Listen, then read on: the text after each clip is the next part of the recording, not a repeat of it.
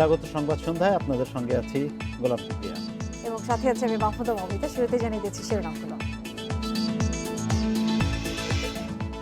বঙ্গবন্ধুর ভাস্কর্য নিয়ে নৈরাজ্য সৃষ্টিকারীদের বিরুদ্ধে ব্যবস্থা নেওয়ার নির্দেশ হাইকোর্টের। কুষ্টিয়ায় 4 জন রিমান্ডে।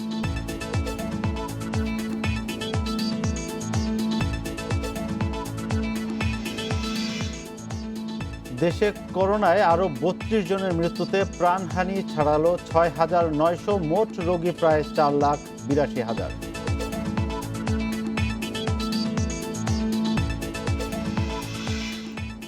জাতীয় বিশ্ববিদ্যালয়ের অনার্স শেষ বর্ষের শিক্ষার্থীদের ৪৩তম বিসিএস এর সুযোগ। উত্তীর্ণ থাকতে হবে সব কোর্সে।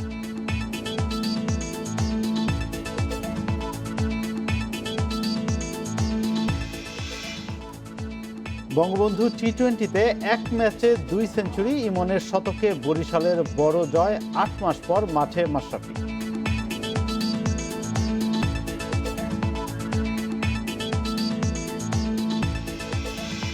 শিরোনামগুলো শুনছিলেন, এবার বিস্তারিত। বঙ্গবন্ধুর ভাস্কর্য নিয়ে নৈরাজ্য সৃষ্টিকারীদের বিরুদ্ধে ব্যবস্থা নেওয়ার নির্দেশ দিয়েছে হাইকোর্ট। বিচারপতি JBM হাসান এবং বিচারপতি খায়রুল আলমের বেঞ্চ এই আদেশ দেয়। এছাড়া বঙ্গবন্ধুর ভাস্কর্য, প্রতিকৃতি এবং মুরাল নিয়ে জনমনে বিভ্রান্তি দূর করতে সচেতনতা সৃষ্টির জন্য সংশ্লিষ্টদের নির্দেশ দিয়েছে হাইকোর্ট। একই সঙ্গে ভাস্কর্য ভাঙায় জড়িতদের বিরুদ্ধে রাষ্ট্রদ্রোহিতার মামলা কেন করা হবে না জানতে চেয়ে রুল জারি করা হয়েছে। সারা দেশে বঙ্গবন্ধুর ভাস্কর্য সহ সব ভাস্কর্যের নিরাপত্তা চেয়ে রোববার সুপ্রিম কোর্টের আইনজীবী উত্তম লাহিড়ীর করা রিট আবেদনের পরিপ্রেক্ষিতে এ রুল জারি করল উচ্চ আদালত। আবেদনকারী শুনানিতে বলেন, বঙ্গবন্ধুর ভাস্কর্যের সঙ্গে ধর্মীয় চেতনার কোনো সম্পর্ক নেই। এটা স্বাধীন দেশের জাতির পিতার ভাস্কর্য, মুরাল, প্রকৃতি নিয়ে বিভেদ তৈরি কোনোভাবেই কাম্য নয়।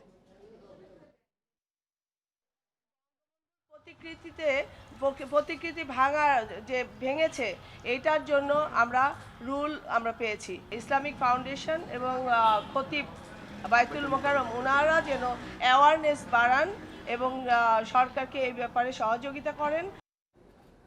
কুষ্টিয়ায় জাতির জনক বঙ্গবন্ধু শেখ মুজিবুর রহমানের ভাস্কর্য ভাঙচুরের ঘটনায় 4 আসামির বিভিন্ন মেয়াদে রিমান্ড মঞ্জুর করেছে আদালত। তাদের মধ্যে 2 মাদ্রাসা শিক্ষককে 4 দিন এবং 2 ছাত্রকে 5 দিন করে রিমান্ডে দেওয়া হয়েছে। কুষ্টিয়ার অতিরিক্ত চিফ জুডিশিয়াল আদালতের বিচারক রেজাউল করিম শুনানি শেষে তাদের রিমান্ড মঞ্জুর করেন। এর আগে সোমবার আসামিদের আদালতে হাজির করে 2 মাদ্রাসা ছাত্রের 10 দিন এবং 2 শিক্ষকের 7 দিন করে রিমান্ডের আবেদন করেন মামলার তদন্ত কর্মকর্তা নিশিকান্ত সরকার। আসামিরা হলেন কুষ্টিয়ার জুগিয়া এলাকার ইবনে মাসুদ মাদ্রাসার হেফজ বিভাগের ছাত্র আবু বকর ওরফে মিঠুন এবং সবুজ ইসলাম ওরফে নাহিদ, একই মাদ্রাসার শিক্ষক মোহাম্মদ আল আমিন এবং মোহাম্মদ ইউসুফ আলী। শুক্রবার গভীর রাতে কুষ্টিয়ার 5 মাথার মোড়ে বঙ্গবন্ধু নির্মাণাধীন ভাস্কর্য ভাঙচুর করা হয়। ওই ঘটনায় সিসিটিভির ফুটেজ দেখে রোববার এই 4 জনকে গ্রেপ্তার করে পুলিশ।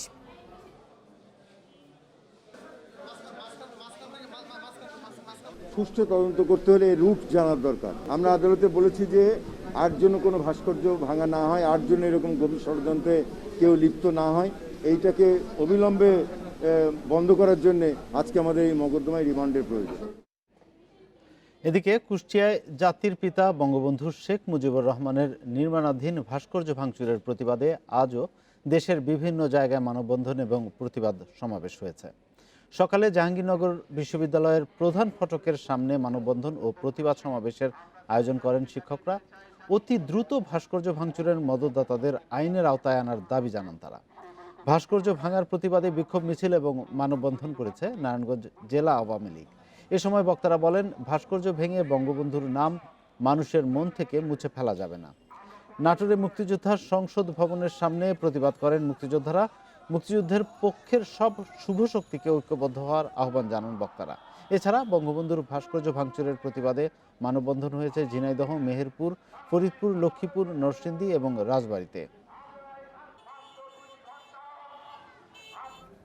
দেশে করোনায় আরও 32 জনের মৃত্যু হয়েছে। এর মধ্যে পুরুষ 25 এবং নারী 7 জন। এ নিয়ে মোট প্রাণহানি হল 6,906 জনের। 137টি ল্যাবে 24 ঘন্টায় 17,084 নমুনা পরীক্ষায় করোনা শনাক্ত হয়েছে। 2,202 জনের পরীক্ষা বিবেচনায় শনাক্তের হার 12.89%। মঙ্গলবার স্বাস্থ্য অধিদপ্তরের বিজ্ঞপ্তিতে জানানো হয়েছে, নতুন শনাক্ত সহ দেশে মোট করোনা আক্রান্তের সংখ্যা দাঁড়িয়েছে 4,81,945 জনে। আর একদিনে সুস্থ হয়েছেন আরও 2571 জন।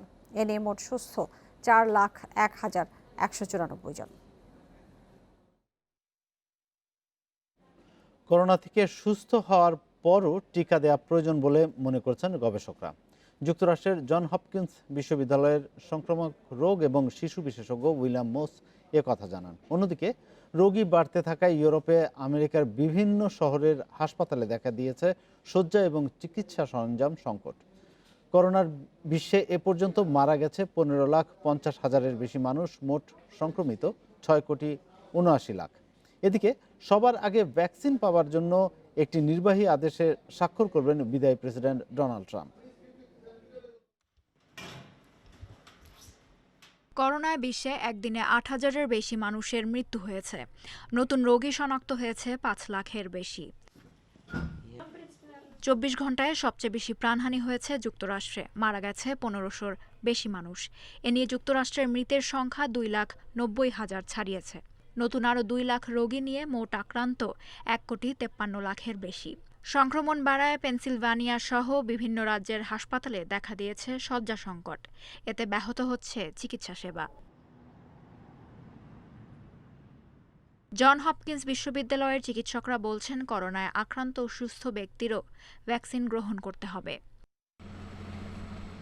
যুক্তরাষ্ট্রের পর সবচেয়ে বেশি 528 জনের মৃত্যু ইটালিতে। এ নিয়ে দেশটির মৃতের সংখ্যা 60,000 ছাড়িয়েছে। নতুন করে ভাইরাস মিলেছে প্রায় 14,000 মানুষের দেহে। রাশিয়াতে গত 24 ঘন্টায় 400-র বেশি মানুষের মৃত্যু হয়েছে। ফ্রান্সের হাসপাতালে রোগীর সংখ্যা বাড়ায় জায়গার পাশাপাশি সংকট দেখা দিয়েছে চিকিৎসা সরঞ্জামের। 24 ঘন্টায় দেশটিতে রোগী মিলেছে 3,500, মারা গেছে 366 জন।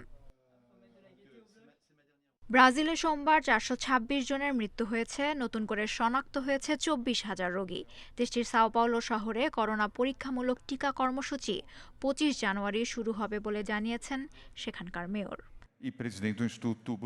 ভারতে একদিনে 404 জনের প্রাণ গেছে। এ নিয়ে ভারতে মোট মৃত্যু প্রায় 1,41,000। নতুন আরও 27,000-এর বেশি রোগী নিয়ে মোট আক্রান্ত 97 লাখ ছাড়িয়েছে। এদিকে পাকিস্তানের একটি সরকারি হাসপাতালে অক্সিজেনের অভাবে 6 করোনা রোগীর মৃত্যু হয়েছে। এ ঘটনায় দায়িত্ব অবহেলার অভিযোগে 7 স্বাস্থ্যকর্মীকে বহিষ্কার করেছে হাসপাতাল কর্তৃপক্ষ। এদিকে করোনা ভাইরাসের তৃতীয় ধাপের সংক্রমণ মোকাবেলায় সেনাবাহিনী নামাচ্ছে জাপান ও দক্ষিণ কোরিয়া। গত কয়েকদিনের সংক্রমণ বাড়ায় এ সিদ্ধান্ত নিয়েছে দেশ দুটির সরকার। 24 ঘন্টায় জাপানে 2,000 ও দক্ষিণ কোরিয়ায় 615 জন রোগী শনাক্ত হয়েছে। Lutfa Fauzia, independent news. বিশ্বের প্রথম দেশ হিসেবে ফাইজারের করোনা ভ্যাকসিন প্রয়োগ শুরু করল যুক্তরাজ্য। ফাইজার বায়োএনটেকের করোনার টিকা প্রয়োগ শুরু করেছে দেশটির ন্যাশনাল হেলথ সার্ভিস NHS। প্রথম ধাপে অগ্রাধিকারে পাচ্ছেন বয়স্ক, স্বাস্থ্যকর্মী এবং রোগীদের সেবায় নিয়োজিতরা। 2 ডিসেম্বর ফাইজার ও বায়োএনটেকের করোনা ভ্যাকসিনের অনুমোদন দেয় যুক্তরাজ্য। মঙ্গলবার সেই টিকার প্রয়োগ শুরু করল দেশটি। আর প্রথম টিকাটি পেয়েছেন 90 বছর বয়সী মার্গারেট কিনান।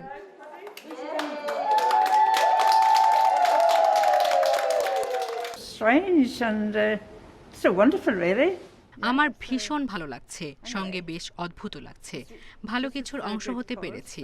ভয়াবহ ভাইরাস থেকে আমরা রক্ষা পেতে চাই। ভ্যাকসিন নেওয়ার পর পরিবারের সবাইকে ফোন দিয়ে জানিয়েছি। সবাই বেশ খুশি। প্রথম ধাপে 4 লাখ মানুষকে দেয়া হচ্ছে এই ভ্যাকসিন। ফাইজারের মোট 4 কোটি ডোজ টিকার অর্ডার করেছে যুক্তরাজ্য সরকার। প্রথম ধাপে প্রবীণ স্বাস্থ্যকর্মী ও রোগীদের সেবায় নিয়োজিতদের অগ্রাধিকার দেয়া হচ্ছে। পরবর্তীতে বিভিন্ন অঞ্চলের ক্লিনিকে বিতরণ করা হবে এই ভ্যাকসিন। টিকা দেওয়ার জন্য প্রাথমিকভাবে যুক্তরাজ্যের 70টি হাসপাতাল নির্ধারণ করা হয়েছে। স্কটল্যান্ড, ওয়েলস ও নর্দার্ন আয়ারল্যান্ডের বিভিন্ন হাসপাতালেও দেয়া হবে এই টিকা। এছাড়া যারা স্বাস্থ্য ঝুঁকিতে রয়েছেন তারাও অগ্রাধিকার ভিত্তিতে এই টিকা পাবেন। যারা করোনা ভ্যাকসিন নিচ্ছেন তাদের প্রত্যেককে দেয়া হচ্ছে একটি আইডি কার্ড। টিকা নেয়ার প্রমাণ এই কার্ডে ভ্যাকসিনের বিস্তারিত তথ্য, ব্যাচ নম্বর ও তা গ্রহণের তারিখ লেখা আছে।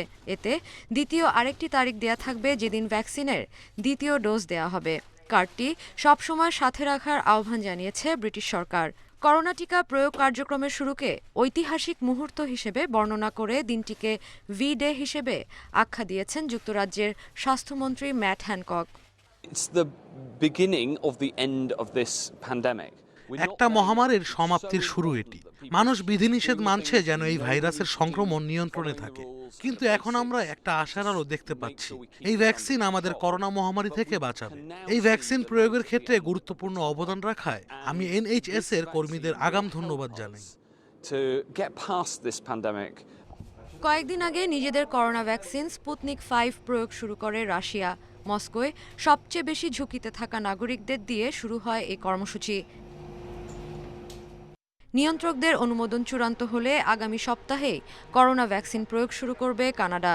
সোমবার পার্লামেন্টে দেশটির প্রধানমন্ত্রী জাস্টিন ট্রুডো জানান, ডিসেম্বরের মধ্যেই ফাইজার ভ্যাকসিনের প্রথম ব্যাচের 2,49,000 ডোজ পাবে Canada. Sadia Afrin, Independent News. ফুলবাড়িয়ায় প্রায় 250 অবৈধ দোকান উচ্ছেদ করেছে ঢাকা দক্ষিণ সিটি কর্পোরেশন। উচ্ছেদ অভিযানের সময় বিক্ষুব্ধ ব্যবসায়ীদের সাথে সংঘর্ষ হয় পুলিশের। পরিস্থিতি নিয়ন্ত্রণে ছোড়া হয় কয়েক round tear shell. Mayor Sheikh Fazle Noor Taposh বলছেন, দক্ষিণ সিটির মার্কেটগুলোতে কোনো অবৈধ দোকান রাখা হবে না। বুধবারও চলবে উচ্ছেদ অভিযান। তবে ব্যবসায়ীদের দাবি, সাবেক মেয়র সাঈদ খোকন টাকার বিনিময়ে সিটি কর্পোরেশনের মার্কেটে এইসব দোকানের বরাদ্দ দিয়েছিলেন।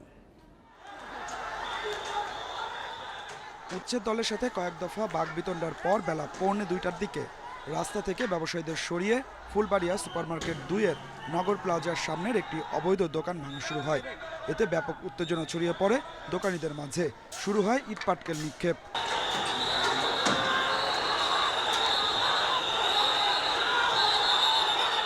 পরিস্থিতি নিয়ন্ত্রণের বাইরে চলে গেলে কয়েক রাউন্ড কাঁদানে গ্যাস ছোড়ে পুলিশ, আর মুহূর্তেই পুরো এলাকা পরিণত হয় রণক্ষেত্রে। প্রায় 20 মিনিট সংঘর্ষের পর পরিস্থিতি নিয়ন্ত্রণে আসলে আবারও শুরু হয় উচ্ছেদ অভিযান। চলে সন্ধ্যা পর্যন্ত। সিটি কর্পোরেশন বলছে, নকশা বহির্ভূত হওয়ায় এসব অবৈধ দোকান উচ্ছেদ করা হচ্ছে। তবে ব্যবসায়ীরা বলছেন, সাবেক মেয়র সাঈদ খোকন এসব দোকান বরাদ্দ দিয়েছিলেন। দাবির সপক্ষে সিটি কর্পোরেশনের ভাড়ার রসিদ এবং বরাদ্দপত্র দেখালেন কয়েকজন। যদি সিটি কর্পোরেশনের লোক যদি সিলগালা মারে, তো টাকাটা কোথায় গেছে? অবশ্যই সিটি কর্পোরেশনের গেছে। আর ওই সিটি কর্পোরেশন মানে কি, মেয়রই ছিল। আমরা গত বছরে 86 মাসের ভাড়া, ট্রেড লাইসেন্স, যাবতীয় যা যা দরকার এবং শাটার প্রতি 8 লক্ষ 12 লক্ষ এবং কোনো বড় বড় দোকান, ভালো পজিশনের দোকান 40 লাখ 45 লাখ টাকা নিচে তারা। মার্কেটারি যারা আছে কর্মকর্তা, তাদের মাধ্যমেই এটা আগের যারা মেয়র ছিল তাদের সাথে একটা সমঝোতা করে আমাদের এই দোকানগুলো আমাদেরকে বুঝিয়ে দেওয়া হয়েছিল। দক্ষিণ ঢাকার মেয়র জানালেন, অবৈধভাবে দোকান বরাদ্দের সাথে কর্পোরেশনের কেউ জড়িত থাকলে ব্যবস্থা নেওয়া হবে। আগের পরিস্থিতি অন্যরকম ছিল, এখন ইনশাল্লাহ কেউ এইসব কাজের সাথে সিটি কর্পোরেশনের কোনো কর্মকর্তা কর্মচারী সম্পৃক্ত নাই এবং থাকবে না, এবং যদি থাকে আমাদেরকে জানাবেন, আমরা অবশ্যই তাদের বিরুদ্ধে ব্যবস্থা নেব। প্রথম দিনের অভিযানে 3টি ভবনের সামনে 250-র বেশি অবৈধ দোকান উচ্ছেদ করা হয়। অভিযান চলমান থাকবে জানিয়েছে নগর কর্তৃপক্ষ।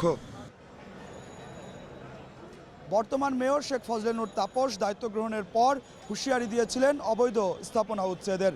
ফুলবাড়িয়া সুপারমার্কেট 2-এর 911টি দোকান উচ্ছেদের মধ্য দিয়ে জোরে সোরে শুরু হলো সেই কার্যক্রম।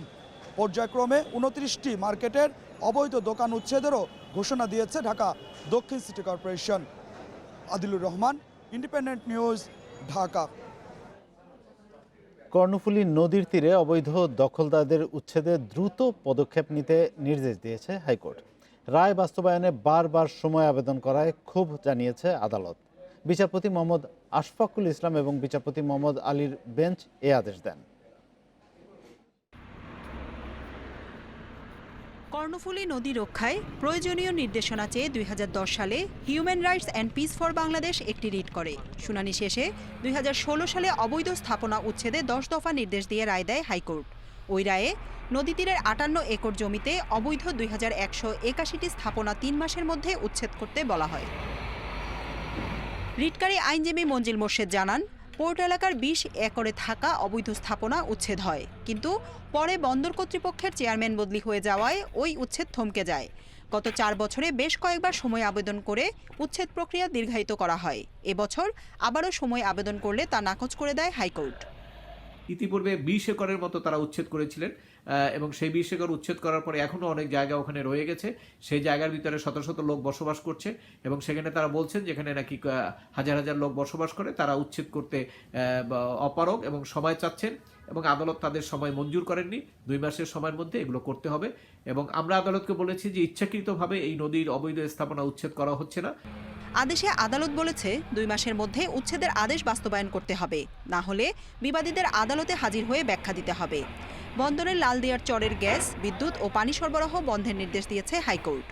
ওই সমস্ত ইউটিলিটি সার্ভিস প্রোভাইডারদেরকে 2 মাস সময়ের মধ্যে সমস্ত সংযোগ বিচ্ছিন্ন করা এবং এই সংযোগ বিচ্ছিন্ন হওয়ার পর চট্টগ্রাম বন্দর কর্তৃপক্ষকে উচ্ছেদ অভিযান পরিচালনার জন্য আদেশ দিয়েছেন। তারা তাদের কাজ পরিচালনা করতে ব্যর্থ হন তাহলে তাদেরকে হাইকোর্টে এসে সরাসরি এসে ব্যাখ্যা করতে হবে।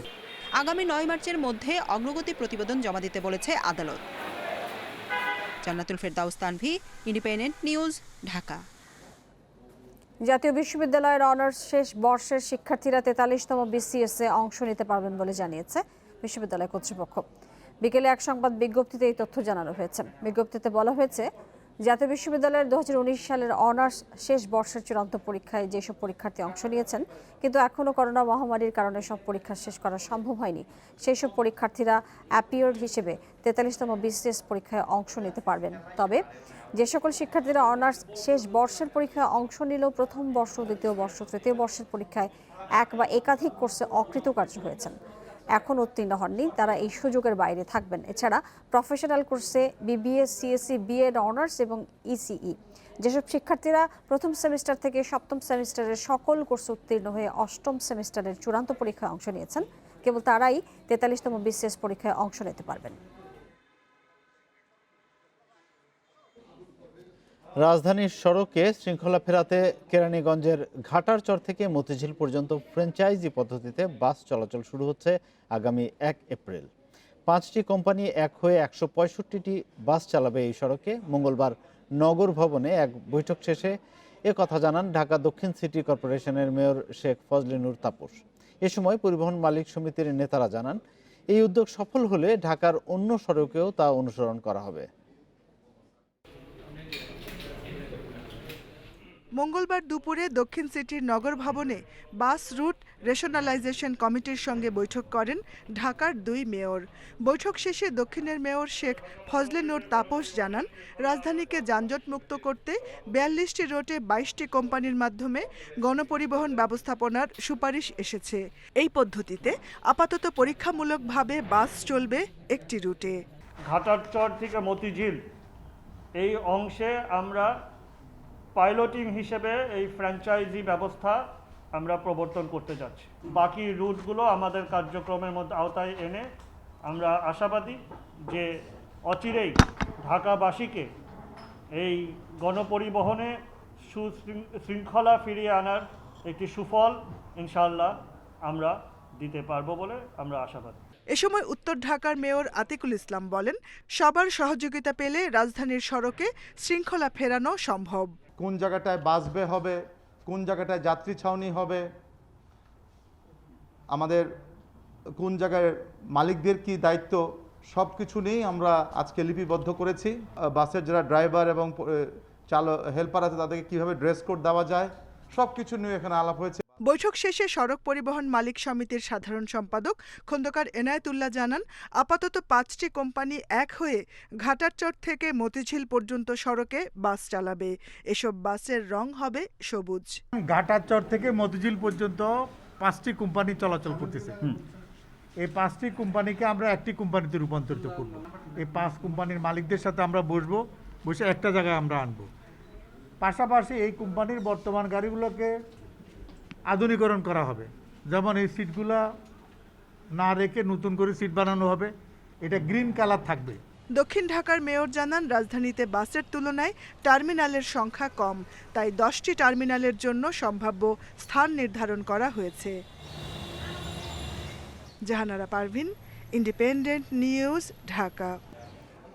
ঢাকা টাঙ্গাইল মহাসড়কে 2টি ট্রাকের সংঘর্ষে প্রাণ গেছে 5 জনের। ভোরে টাঙ্গাইলের ঘারিন্দা এলাকায় এই দুর্ঘটনা ঘটে।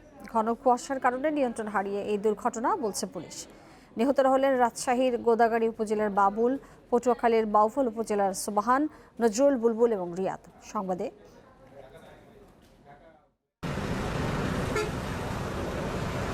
উত্তরবঙ্গ থেকে সবজি বোঝাই ট্রাকটি আসছিল ঢাকার দিকে। ভোররাত 4:30টার দিকে টাঙ্গাইল সদরের ঘারিন্দা এলাকায় পৌঁছালে সংঘর্ষ হয় বিপরীত দিক থেকে আসা আরেকটি ট্রাকের সঙ্গে।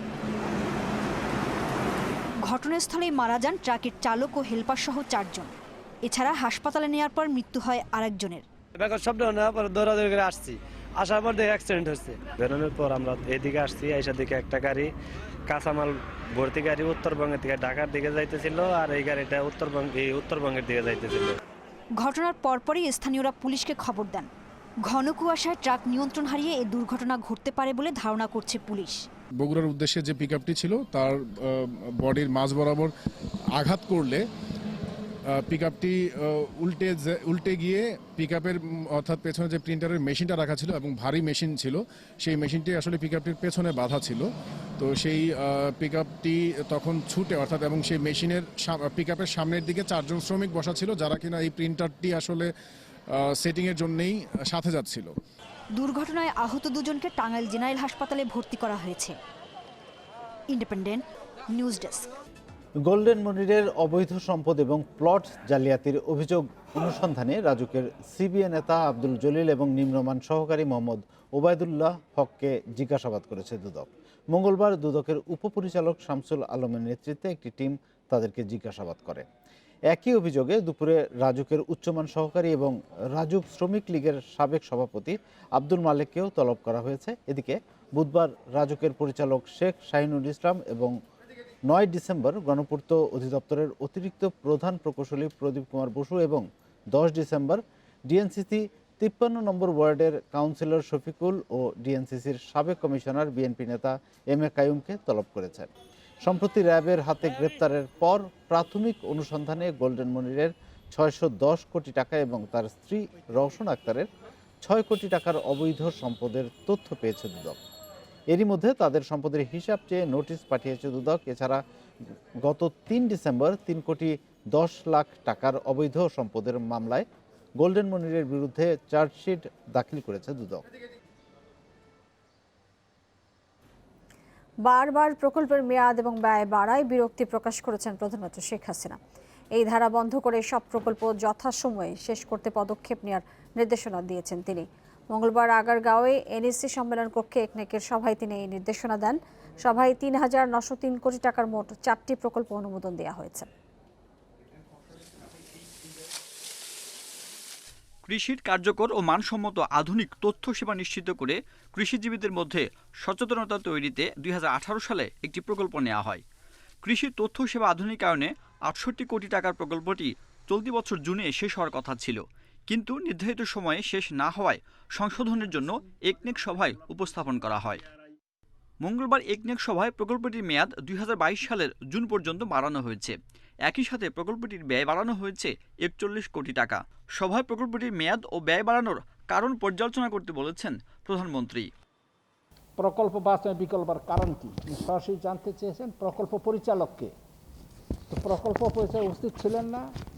আমার মনে হয় সচিব মহোদয়, নতুন কৃষি সচিব মহোদয়, তিনিও এটার আসলে যেহেতু প্রকল্প পরিচালক ছিলেন না তেমন একটা উত্তর দেননি।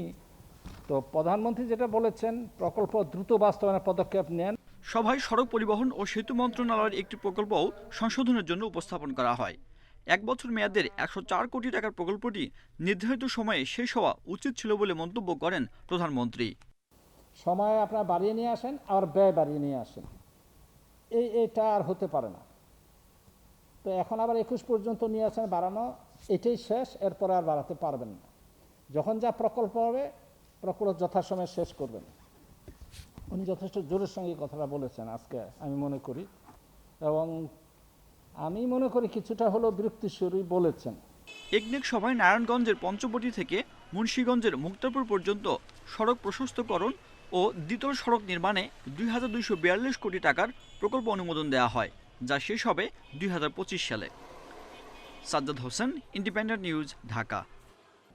নতুন কৃষি সংস্কার আইন বাতিলের দাবিতে ভারত জুড়ে শান্তিপূর্ণ বন্ধ শুরু করেছেন আন্দোলনকারী কৃষকরা। দিল্লি মেরুট মহাসড়ক অবরোধ করে রাখেন আন্দোলনকারীরা। দফায় দফায় সরকার এবং কৃষক প্রতিনিধিদের বৈঠকের পরও কোনো পদক্ষেপ না নিয়ে ভারত বন্ধের ডাক দিয়েছেন তারা। এর ধারাবাহিকতায় আজ ৩টা পর্যন্ত শান্তিপূর্ণ বিক্ষোভ কর্মসূচি চলে। সহিংসতা এড়াতে এবং জনসাধারণের ভোগান্তি কমাতে দিল্লিতে ৪,০০০ পুলিশ মোতায়েন করা হয়েছে। এছাড়াও দিল্লির ৩ প্রবেশ মুখ বন্ধ করে দেওয়া হয়েছে। সব রকম সমাবেশে নিষেধাজ্ঞা দেওয়া হয়েছে। এদিকে দিল্লি পুলিশ আম আদমি পার্টির প্রধান অরবিন্দ কেজরিওয়ালকে গৃহবন্দী করে রেখেছে বলে দাবি করেছে এএপি। বুধবার সরকার এবং কৃষক প্রতিনিধিদের ৬ষ্ঠ দফা বৈঠকের কথা রয়েছে। এর একদিন আগে কৃষকদের ভারত বন্ধের কর্মসূচিতে সমর্থন জানিয়েছে বিরোধী দলগুলো। আর এতেই ক্ষোভ জানিয়েছেন কেন্দ্রীয় মন্ত্রী রবিশঙ্কর প্রসাদ। তার অভিযোগ, অস্তিত্ব রক্ষায় কৃষক আন্দোলনে সমর্থন দিচ্ছে কংগ্রেস। এদিকে কৃষকদের বিক্ষোভের মুখেই উন্নয়নের স্বার্থে সংস্কার দরকার বলে জানিয়েছেন প্রধানমন্ত্রী নরেন্দ্র মোদী। বর্তমান পরিস্থিতিতে পুরনো আইনকে বোঝা বলে আখ্যা দিয়েছেন তিনি।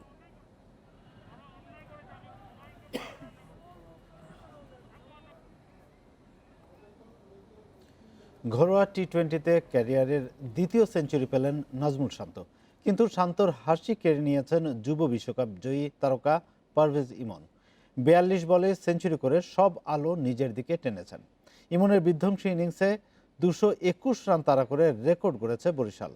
একই ম্যাচে ২ সেঞ্চুরি এবং হ্যাট্রিক দেশের ক্রিকেটে এই প্রথম। ২২১ রানের টার্গেটে ৩ ওভার আগেই বরিশালের জয় একরকম নিশ্চিত। যত টেনশন পারভেজ ইমনের সেঞ্চুরি হয় কিনা তা নিয়ে। টি-20-র একই ম্যাচে দ্বিতীয় সেঞ্চুরির অপেক্ষায় সবাই, যা এর আগে দেখেনি এদেশের ক্রিকেট। ১৯তম ওভারের প্রথম বলে ৪ দিয়ে আসে বরিশালের অবিশ্বাস্য জয়। একই সঙ্গে ৪২ বলে ইমনের সেঞ্চুরিটি দেশের দ্রুততম। ফ্র্যাঞ্চাইজি টি-20তে সর্বোচ্চ রান তাড়া করে জেতার রেকর্ডের সাক্ষী হলো বঙ্গবন্ধু টি-20 কাপ। এর আগে ডু অর ডাই ম্যাচে বড় দায়িত্ব ২ অধিনায়ক তামিম শান্তর কাঁধে। এমন ম্যাচে নিজেকে যেন নতুন করে চেনানোর পণ করেছিলেন শান্ত। ওপেনিংয়ে আনিসুলের সাথে জুটিতে আসে ১৩১। সঙ্গী হারানোর পরেও একই গতিতে খেলেছেন শান্ত। ৩২ বলে ৫০ করার পর দ্বিতীয় ৫০ করেছেন মাত্র ২০ বলে। হাঁকিয়েছেন ১১-৬ আর ৪-এর মার ৪টি। বিপিএল এর ৬ আসরে মাত্র ৫ বাংলাদেশি সেঞ্চুরির দেখা পেয়েছেন। সবশেষ মৌসুমে খুলনা টাইটান্সের হয়ে ১১৫ করেছিলেন শান্ত। সব মিলিয়ে বাংলাদেশের টি-20তে এটি ২২তম সেঞ্চুরি।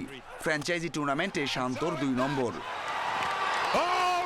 শান্তময় ইনিংসে রাব্বির ভাগ্যেও লেখা ছিল কিছুটা স্বস্তি। সোহানকে আউট করার পর পরের বলেই তামিমকে ক্যাচ দিয়ে ফেরেন সেঞ্চুরিয়ান শান্ত। হ্যাট্রিক বলকে সমীহ করেননি ফরহাদ রেজা। ফলাফল রাব্বির হ্যাট্রিক, নইলে আরও বড় হতে পারত রাজশাহীর ইনিংস। শান্তর উৎসব আনন্দকে মাটি করে দেন যুব বিশ্বকাপ জয়ী তারকা পারভেজ ইমন। সাইফ তামিম ৪৪ রানের পর তামিমের সঙ্গে ইমনের জুটিতে আসে ১১৭। ২৫ বলের ৫০-র পর বাকিটা ইতিহাস। ৪২ বলে সেঞ্চুরি করে দলকে আসরে টিকে রাখলেন। এটা একটা বড় চেস ছিল, বাট চেষ্টা করছি নিজে ন্যাচারালটা খেলার, আর রানটা দেখার চেষ্টা করি নাই। ওভার দেখছি, ওভার দেখে ওইভাবে খেলার চেষ্টা করছি। অনেক ভালো লাগতেছে, আর কনফিডেন্সটা অনেক বিল্ড আপ হয়েছে। ইনশাল্লাহ এটা কাজে লাগাবো। বরিশাল রাজশাহী বাঁচা মরার লড়াইটা স্মরণীয় হয়ে থাকলো অনেক রেকর্ডে। টি-20-র মজাটাই তো এখানে।